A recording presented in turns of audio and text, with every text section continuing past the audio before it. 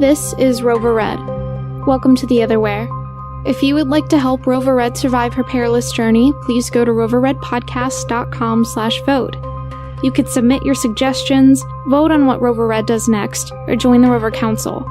The Rover Council is free to join, and they receive access to 3 unpublished prequel episodes of Rover Red, as well as special polls hidden on secret, password-protected pages. They act as Rover Red's collective unconscious. Rover Red is completely reader-guided, so make your decisions carefully.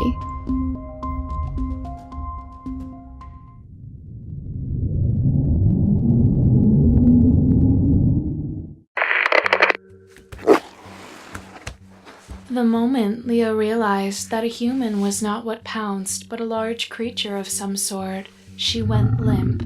It took everything in her power not to cry out when the creature bit down into her shoulder. She felt several sharp needles enter her flesh from above as well as behind as the creature's teeth clamped down. Leah, stay calm. It's not attacking. It may leave you alone if it thinks you are dead. Leah kept quiet as her body was pulled away, the heels of her boots dragging behind. Her fingers slipped over the handle of her blade and she lightly picked it up, keeping it above the asphalt so the creature wouldn't hear. After 10 minutes of being dragged, Leah was released. She opened her eyes only a slit so she could see where she was and found herself inside a dining room of some sort. A long table spanned the entire length of the room and images that looked as though they were painted on cloth hung from the walls. On the table, Leah could see rotting food sitting on plates, as though it had been placed there and never eaten. There were 4 chairs at the table. In front of 3 of the chairs were larger plates, but the 4th chair had a smaller bowl in front of it. Leah squeezed her eyes shut again as the creature drew near, sniffing at her face. She had to do everything she could to keep from pulling back. The creature soon tired of its inhalation of her and crept out of the room. Leah waited for several minutes before opening her eyes again. Is it gone? Based on the vibrations I'm registering, it is in the next room, unmoving. Great. So I'm trapped here. What should we do? Kill it? I think we both know that it is stronger than you are. But it's not a crypt witch, is it? No, it is most definitely not human. Right. So what is it? I am unsure. Read it. Dear Leah, please ask Evie to search through the Book of Rover for any mention of bone loss. Some of us on the Rover Council have access to information on your health and have become worried about your bone mass. It appears as though you are leaving the normal, acceptable range of bone mass.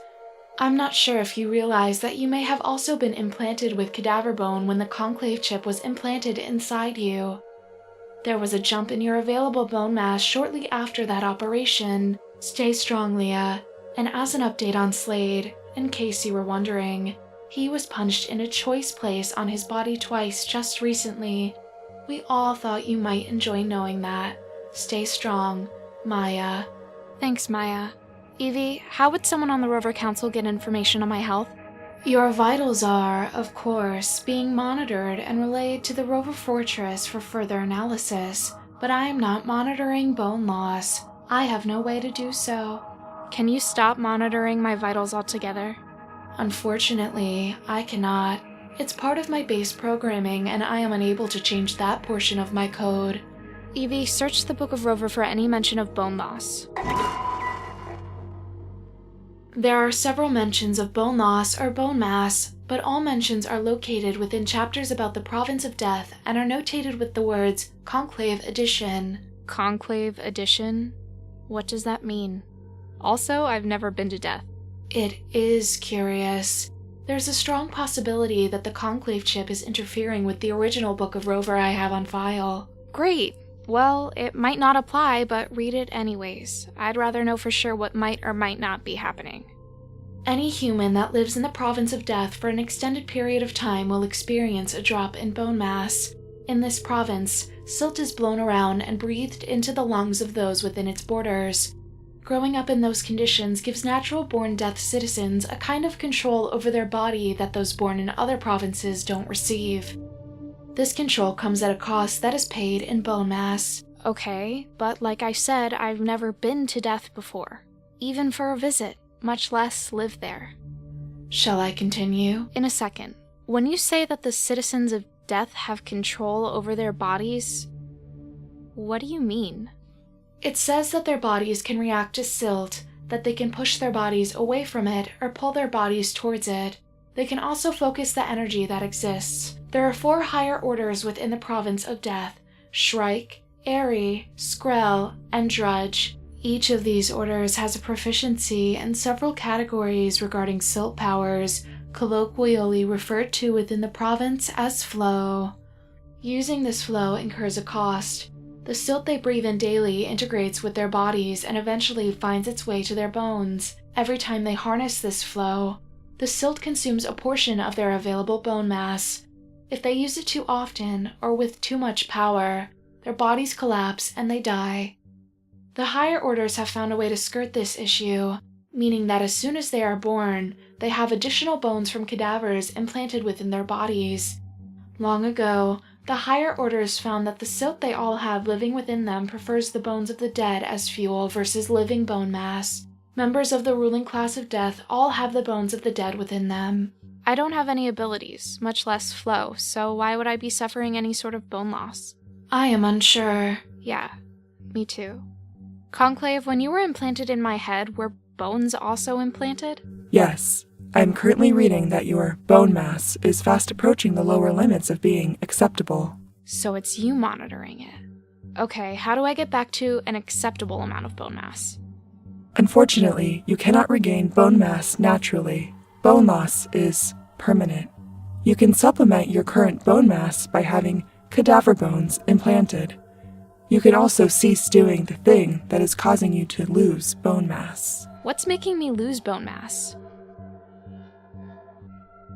Conclave, what's making me lose bone mass? Why does Conclave only answer some of my questions? Are you asking me that question? Or are you still talking to Conclave? I just wanted an answer. I don't care who gives it to me unless it's another bad one from the Rover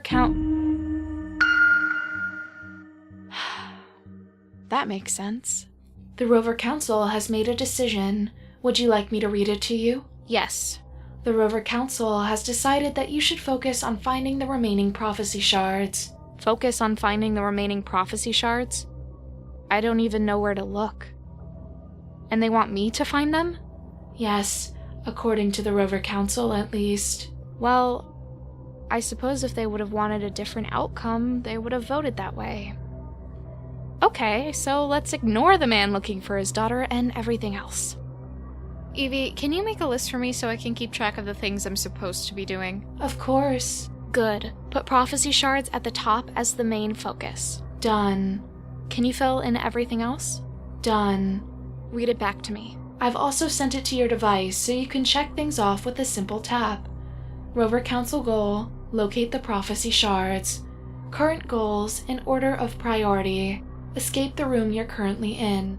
Help the man in famine find his daughter. Sack the capital city in famine. Complete the Imperium. Thank you. Can you ensure that this list makes it to the Rover Council so they can keep track of what's happening? Yes.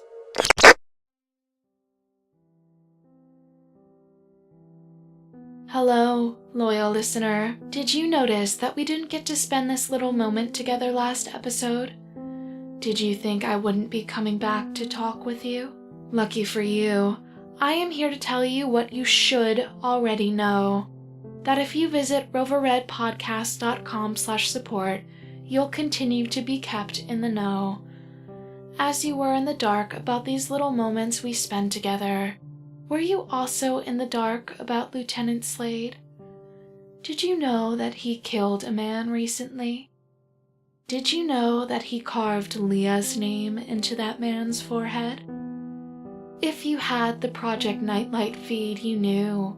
Otherwise, goodbye.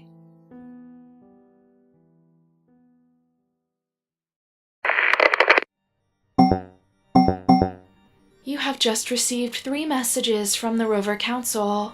3? Why so many? There appears to have been quite a bit of discord regarding the last vote, which has led to an increase in messages from the Rover Council. Okay. Read them. We can't really go anywhere right now anyways. The first message reads as follows. Tell Conclave to reactivate your turbine. It's not destroyed. Interruptions only stop, not destroy. What? Is that true, Evie? I am unsure. Conclave, when you interrupted all Conquest tech, did that destroy it? No. Permanently interrupting Conquest tech only disables it until it's reactivated. Then what does temporarily interrupting Conquest tech do? Temporarily interrupting would have put a timer on how long everything was interrupted, reactivating once the timer hit 0. Can you reactivate only one piece of Conquest tech? Yes. Reactivate my turbine.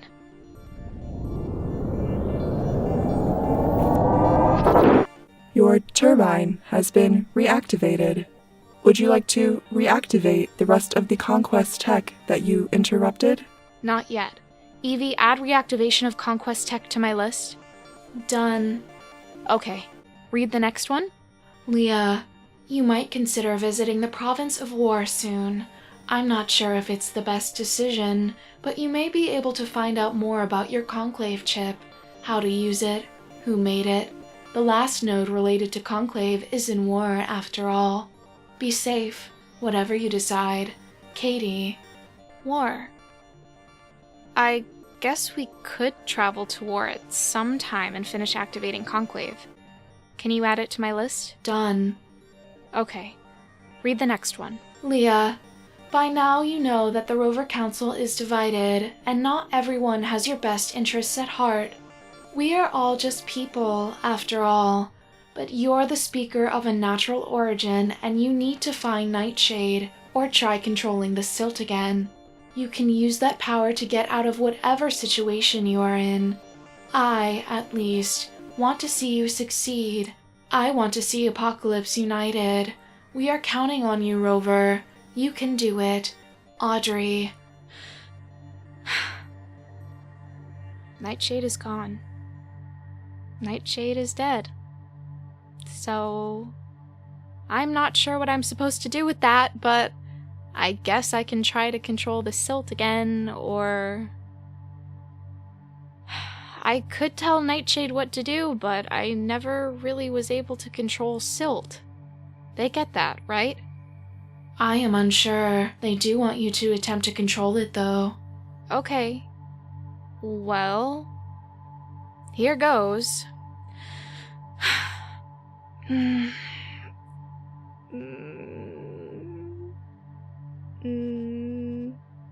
That didn't do anything.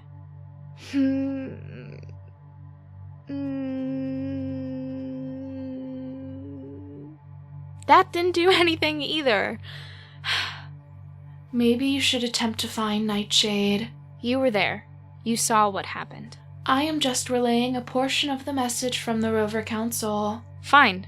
I'll silting do it. Do you have any idea how, though? I would start with what you know you can do. Past tense. What I knew I could do. Correct. Okay, well, I always used to just tell Nightshade what I wanted her to do, so I guess I'll try that now. Nightshade, come to me.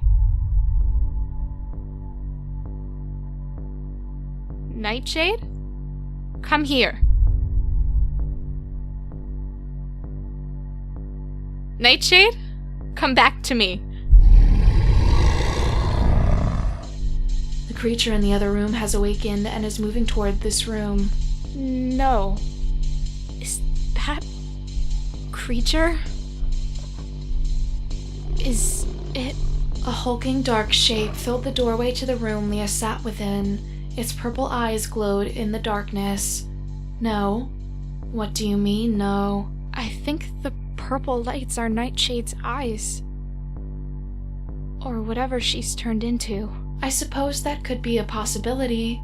Nightshade was made up of both refined and wild silt. The water those dead life soldiers hosed her with could have separated the refined silt from the wild silt, but that means that whatever Nightshade has become is completely made of wild silt. Nightshade, sit down. The hulking figure with the purple eyes moved in the doorway, but Leah couldn't be sure if it was sitting or if it had just rearranged its body. Leah took a step towards it, her hand reaching out. Leah, what you're doing is extremely dangerous. Please rethink this. It's fine. It's her. Nightshade isn't doing anything. Look at her. She's letting me get close to her. Aren't you, Nightshade? Leah placed her hand on the area where the creature's snout would have been. The purple eyes floated back several inches as though its head was pulled away from Leah's outstretched hand. Shh. It's okay. It's me. Leah, please refrain from... Yeah. That's a good girl. What happened next happened faster than Leah could have ever imagined. The creature clamped down on her hand and twisted, almost ripping Leah's arm out of the socket. Leah was thrown across the room. She hit the wall and slid down, feeling more startled than hurt. She looked up in time to see the creature launch itself from the doorway at her. Nightshade, no! Nightshade did not listen. Leah dove out of the way and Nightshade narrowly missed her. The creature hit the wall hard and fell, shaking itself as it stood back up. Leah threw herself at the door, slamming it behind her as she ran through the rooms, trying to escape the building she was in. Behind her, Leah could hear the creature scratching and pounding against the door, attempting to exit. Evie, I need to get out of here. I need to... Oh. When Leah reached for the door, only her pinky and ring finger touched the doorknob. Oh, Silt. The other 3 fingers of her left hand were missing. Oh, Silt. No doubt making their way to Nightshade's stomach. Leah, we can worry about first aid later. Right now you need to get to safety. The creature broke down the door, and Leah could hear it moving through the house at a rapid pace. She attempted to open the door again with the same hand, cursing as her remaining finger slipped off the handle. She then grabbed the handle with her good hand, twisting it open and pulling it shut behind her. Oh no! Leah found herself standing on a rickety porch in front of a decaying mansion. In the distance, she could see the sun coming up behind Monroe's tower. The ground surrounding the mansion was all dirt, and the closest asphalt was 100 yards away. Head spinning, Leah wondered if she could make it to the asphalt before the silt below grabbed her, or before she passed out from the throbbing coming from the bleeding stumps on her hand. The creature rammed against the front door, but this door was made of metal, not wood like the doors inside the mansion.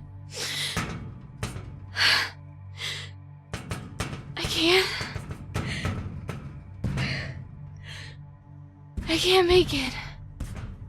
I agree with your assessment, Leah. I'm sorry. What should I do? I am unsure. Ask the Rover Council. I need their help.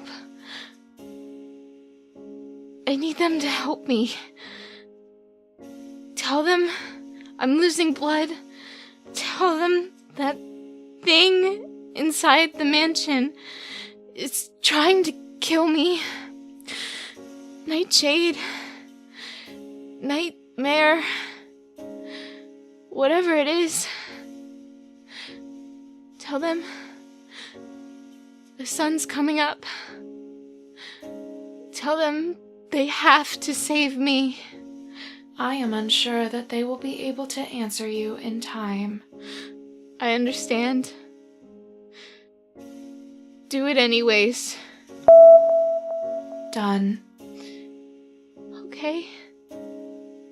I'm just gonna sit here and wait. Relax and watch the sunrise. You've earned it, Leah. You've made it much farther than I ever expected you to. It wasn't far enough, though.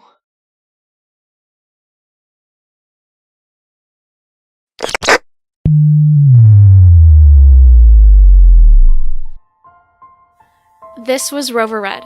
We'll see you here again in 2 weeks. Your suggestions and votes will determine Leah's future in the Otherwhere. That website, one last time, is roverredpodcast.com/vote. Vote wisely. Rover Red was produced by Bloodworth Creative, starring Madison Martin as Leah and written by Christopher Bloodworth.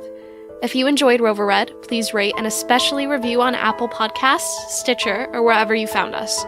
Reviews are important because they keep us on the charts where people can find our show.